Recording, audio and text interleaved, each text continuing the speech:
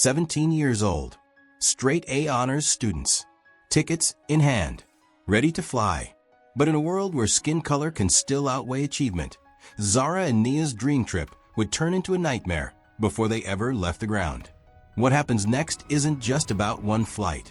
It's about a system, about the power that tries to silence truth, and the courage that refuses to disappear. If you believe in justice, like this video and share your thoughts in the comments, because today you'll see how two young voices turned prejudice into a corporate reckoning. Inside a modest brick row house, the camera finds Zara Jackson hunched over a neatly organized desk, highlighting the last page of her debate notes. Her twin sister, Nia, sits cross-legged on the bed, laptop balanced on her knees, running through final practice questions with the precision of someone who refuses to lose. At 17, Zara and Nia are not just students, they're honor scholars, national debate contenders, and the pride of their neighborhood. They carry themselves with the quiet confidence of young women who know their worth, yet remain humble enough to remember every late night and early morning it took to get here. Their home tells their story without words. Walls lined with academic trophies, medals from science fairs, photos of them holding certificates in matching blazers. On the fridge, a magnet holds a letter from their father, Malik Jackson, written during one of his business trips. Aim higher than the sky. Love, Dad. Today is the day they've been working toward for months, the trip to New York for the International Youth Debate Championship. Their mother calls from the kitchen, voice filled with pride. My girls, remember, your words are your power, and power must be used with courage. Zara and Nia exchange a look, a shared smile. They don't know it yet, but before the sun sets, that power will be tested in ways they could never have imagined. The Jackson twins' lives are measured not just in birthdays, but in milestones earned through grit and late nights. Their shared bedroom is a gallery of accomplishment, framed certificates from National Honor Society, gold-plated medals from regional science fairs, and a gleaming row of trophies from debate tournaments.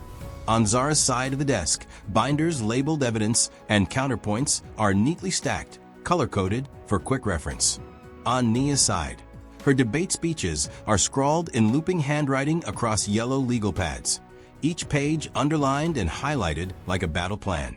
They've spent the past 6 months preparing for this moment, the International Youth Debate Championship in New York City, a stage where 200 of the world's best young debaters will face off, streamed live to audiences across continents. This year's topic? Technology and human rights. Zara has mastered the research, weaving facts and statistics like threads into armor. Nia has honed the delivery, turning dry data into words that make listeners lean forward, caught between agreement and admiration. Together, they're not just aiming to win, they're aiming to make a statement. The night before their flight, their high school principal had pulled them aside in the hallway. You two are the kind of students teachers dream about, she'd said. Go to New York and show them Baltimore's best. In the kitchen that morning, their mother tucks homemade sandwiches into their carry-on bags because airport food is too expensive. She kisses their foreheads and says, win or lose, you're already my champions. On the ride to the airport, the twins look out opposite windows, each lost in thought. Their hearts race, not with fear, but with the thrill of stepping into something bigger than themselves. They don't know it yet, but the real debate won't happen in New York. It will happen before they ever leave the ground. The kitchen smells faintly of coffee and warm toast, the soft morning light spilling across the countertops. Zara and Nia sit at the table, still in their travel clothes, while their mother moves between the stove and the sink, humming quietly. On the counter, a laptop sits open to a video call. Malik Jackson fills the screen, sharp suit, tie slightly loosened, the background revealing a sleek corporate hotel room somewhere across the country. His deep, steady voice carries through the room like a grounding force. Look at my champions, he says, smiling wide. All packed, ready to conquer New York? Zara grins. Ready, Dad. We've been practicing nonstop. Nia adds, and we're going to win. You'll see. He laughs, but there's pride in his eyes. I already see it. I just wish I could be there in person. Their mother chimes in gently. Business is business. They understand. Malik's tone softens. I'll make you a promise. No matter what meeting I'm in, I'll have the championship live stream running on my phone. If I have to walk out of the boardroom to watch your closing argument, I will. The girls exchange a smile. Even from miles away, his presence feels solid. He leans closer to the camera. Serious now. One more thing. No matter what happens today, delays, bad weather, or anyone giving you a hard time, you call me. I don't care if it's small. I want to know. Zara rolls her eyes playfully. We'll be fine, Dad. He nods, though there's a flicker in his gaze, a father's instinct, sensing what's ahead. Minutes later, the call ends. The twins shoulder their bags, unaware that the next time they hear his voice, it won't be a casual chat. It will be a lifeline. The yellow taxi pulls to a stop at the curb outside Baltimore International Airport. The driver steps out, popping the trunk, and the early morning air is crisp with the scent of jet fuel and fresh coffee from nearby carts.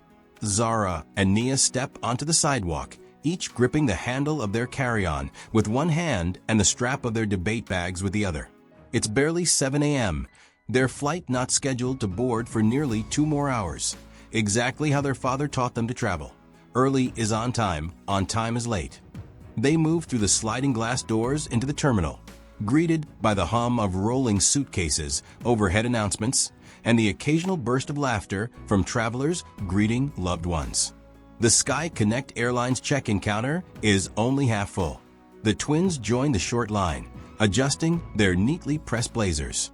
They look every bit the part of national representatives, confident but approachable, professional yet youthful.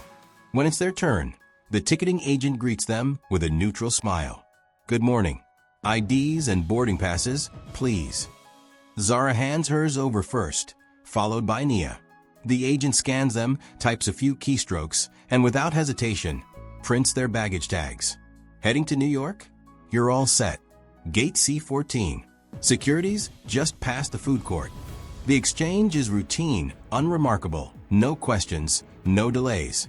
The girls thank him and step aside, their relief evident. Everything is going smoothly, but as they walk toward security, Zara can't shake a faint unease. She catches the agent glancing at them again as they move away, his eyes lingering just a moment too long before returning to his screen. It's nothing, probably nothing. And yet, in the hours ahead, that tiny detail will replay in her mind over and over. The first quiet ripple before the storm. The fluorescent lights above hum faintly, casting a pale, unforgiving glow on the small inspection area. The hum of the main terminal fades into a dull background as the sisters are directed behind a waist-high glass barrier. A blue latex glove stretches over a hand. Snap. The sound is small, but it cuts through the silence like a starting pistol. Another officer pulls on her gloves, snap, and steps forward without a smile. Zara sets her backpack on the inspection table. Hands unzip the main compartment, rifling through neatly stacked debate notes, a worn paperback, and a pencil case. The officer lifts each item like it might hold a hidden secret, his expression unreadable. She watches as her carry-on is opened, clothes pushed aside, and a sealed box of flashcards is shaken like a suspicious package. A TSA agent holds up her hairbrush, examining it longer than necessary before tossing it back inside. A hand runs along the zipper teeth, checking for gaps, before sliding down to the bag's lining. Fingers press and pinch as if searching for something invisible. Arms out, another officer instructs. Nia steps forward. The gloved hands pat along her arms, down her sides, around her waist. Then, in a move far from routine, the hands go up to her head, patting her hair with slow, deliberate pressure. Her jaw clenches. She stares ahead at a poster on the far wall. Thank you for flying with us. The flicker of humiliation, the burn of anger, and the silent decision to remember every detail. The agents find nothing, of course. They never do. But as the sisters collect their belongings, the unspoken message lingers, heavier than any luggage they carry. Zara and Nia followed the TSA officer into the narrow secondary screening area, the hum of the airport fading behind them. The air felt colder here, sharper. A pair of latex gloves snapped into place, the sound slicing through the silence like a warning. They set their bags on the inspection table, moving with quiet compliance. Zara's fingers lingered a moment too long on the strap of her backpack before she let it go. She and Nia exchanged a brief glance, quick, uneasy, and full of unspoken history. This wasn't the first time. An officer unzipped Zara's bag, rummaging through neatly stacked debate notes, a battered paperback, and a pencil case filled with color-coded pens. Each item was inspected with the care of someone searching for a secret that wasn't there. Across the table, Nia's carry-on was opened, her clothes pushed aside, flashcards shuffled, as if they might conceal something dangerous. "Arms out," an officer said, his tone clipped. Nia obeyed, standing rigid as hands moved over her arms, her sides, her waist. Fingers pressed into her hair, combing through it as if the braids themselves could hide contraband. Zara watched, her jaw tightening, heat creeping up her neck. She'd seen this scene play out too many times. The slow dismantling of dignity under the pretense of security. Nothing was found. Nothing ever was. The officers gave a curt nod, tossing their belongings back onto the table. The sisters gathered their things in silence. Around them, life in the terminal moved on, boarding calls, laughter, rolling luggage, as if this interruption had never happened. But the weight of it lingered, heavy and familiar, as they walked away without a word. Boarding began in its usual orderly rhythm. First-class passengers drifting down the jet bridge with their designer luggage. Families with small children following close behind. Zara and Nia sat near the gate, headphones in, trying to drown out the lingering edge from security. When the announcement came for their row, they rose together, boarding passes in hand. Zara gave Nia a quick, hopeful smile. Just a few more hours, and they'd be in New York, ready for the biggest debate of their lives. They stepped up to the scanner. The boarding agent, a woman in a navy blazer with a polished name badge, took Zara's pass first. The machine beeped, a green light flashing. She reached for Nia's, sliding it across the reader. And then something changed. Her smile vanished. The scanner let out a dull, drawn-out tone, the kind that didn't belong in the casual buzz of boarding. The agent's eyes flicked to her monitor, then back to the sisters. "Hold on a moment," she said, voice polite but stiff. Her hand came up like a quiet wall between them and the jet bridge. Passengers queued behind, shifting impatiently, the line bending around them like water around a rock. Zara's stomach tightened. She'd felt this before, the sudden shift from welcome traveler to unwanted anomaly. Nia's fingers tightened on the strap of her bag, her other hand brushing against her sister's. Another agent appeared from the side, murmuring something too low to catch. The first agent nodded, keeping her gaze fixed on them. "Please step aside," she said, gesturing toward the edge of the gate area.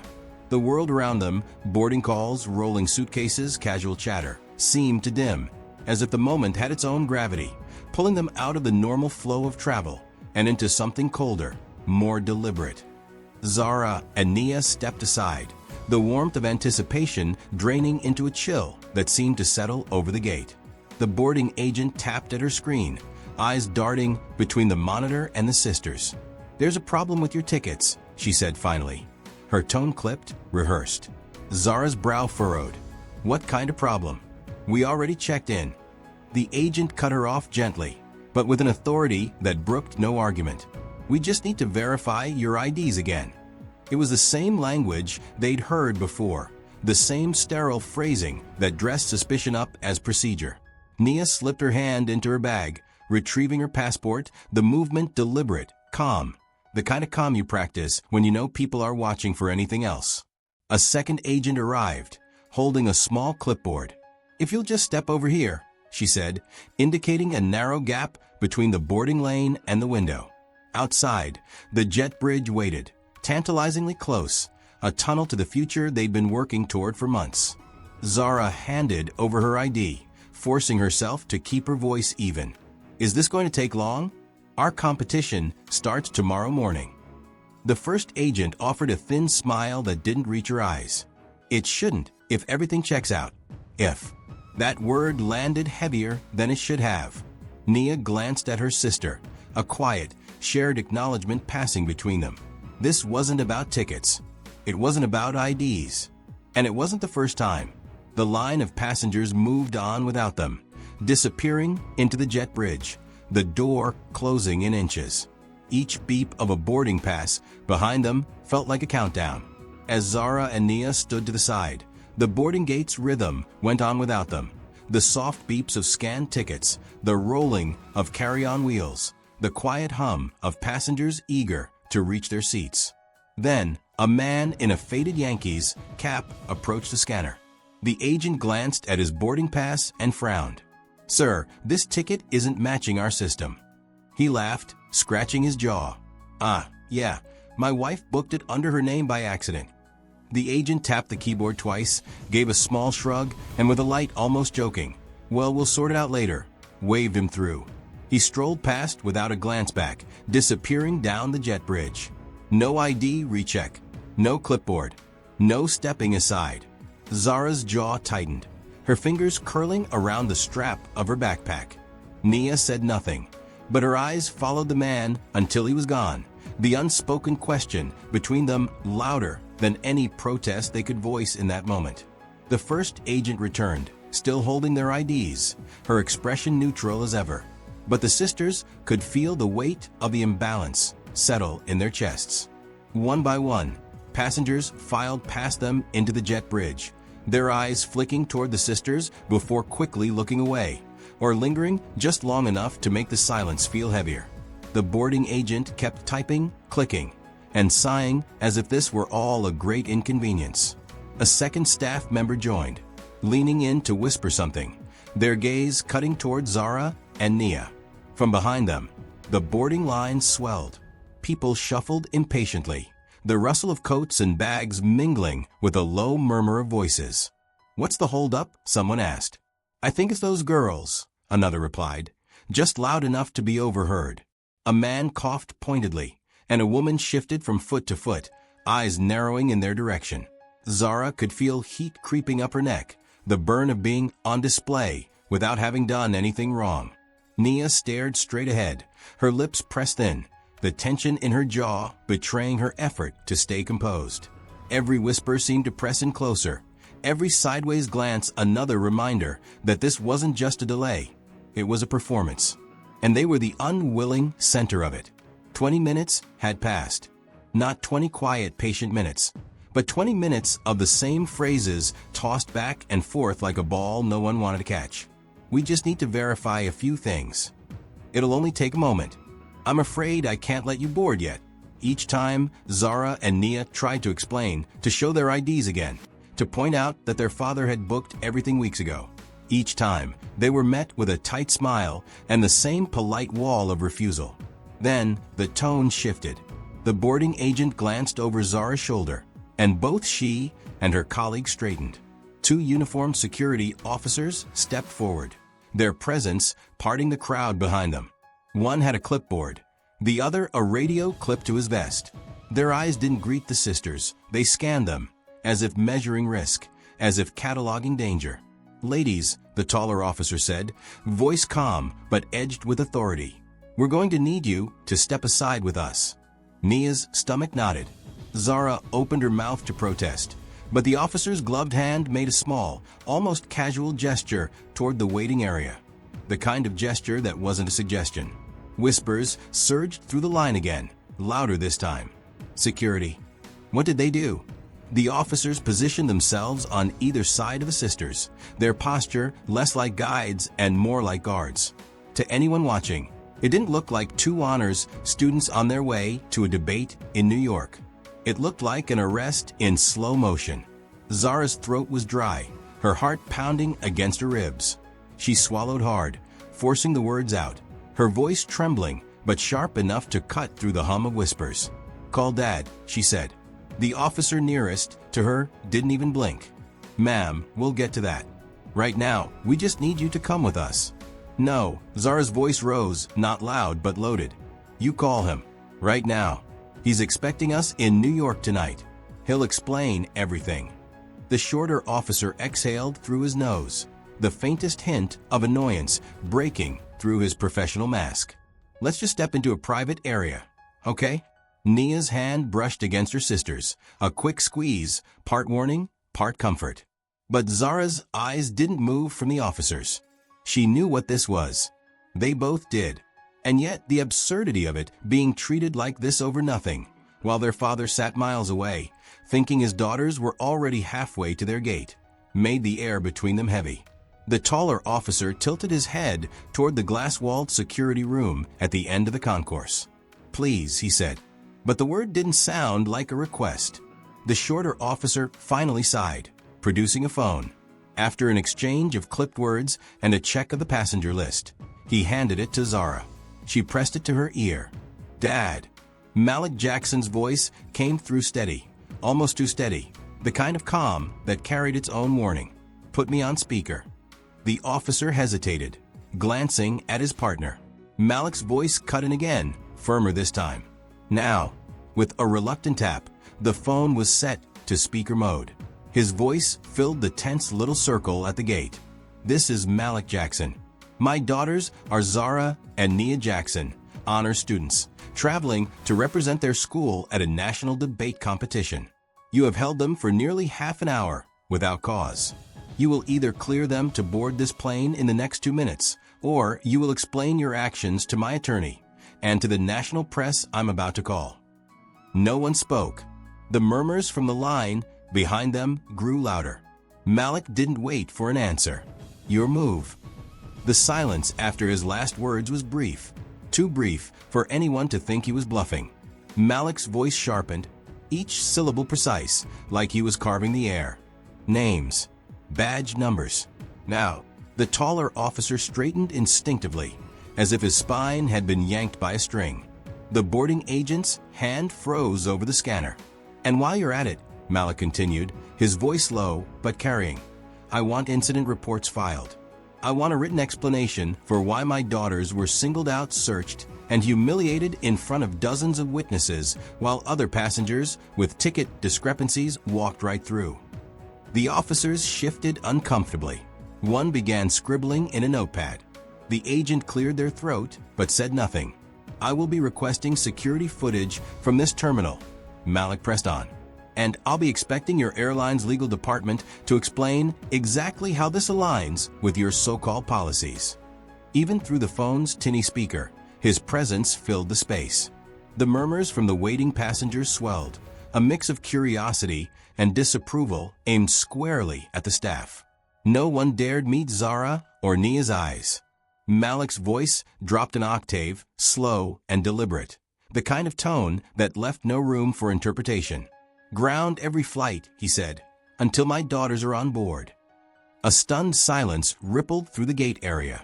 The boarding agent's eyes darted toward the nearest supervisor, who was already on their radio, murmuring urgently. The taller officer swallowed hard. "Yes, sir," came the shaky reply from someone. No one could tell exactly who. Malik didn't wait for further discussion. "You have 30 seconds, he added, and then the line went dead. The sudden quiet was broken only by the faint static of the agent's headset. The staff moved with a new urgency, scanner beeping, keys tapping, hands shuffling through papers. Within moments, Zara and Nia's tickets were thrust back into their hands, boarding passes reprinted as if the entire ordeal had been nothing more than a clerical error. "Board now," the agent said flatly, but their eyes wouldn't rise to meet theirs. As they moved toward the jet bridge, Zara caught fragments of a frantic conversation between the gate staff and a man in a navy blazer. "Do you have any idea who that was?" the blazer hissed. The boarding agent stammered, I just followed procedure."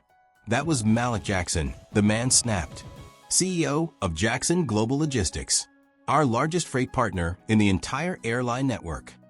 Nia's hand tightened around her sister's. The weight of the humiliation was still there, but now it was threaded with something else, vindication. Behind them, the staff scrambled like a crew on a sinking ship, whispering apologies that never reached the sisters' ears. Zara and Nia didn't slow their pace. They didn't have to. Malik had already shifted the balance of the room without even being there. As Zara and Nia stepped toward the jet bridge, they noticed the change ripple outward like a shockwave. A voice crackled over the airport PA. "Attention, passengers. Flight 728 to Dallas will be delayed.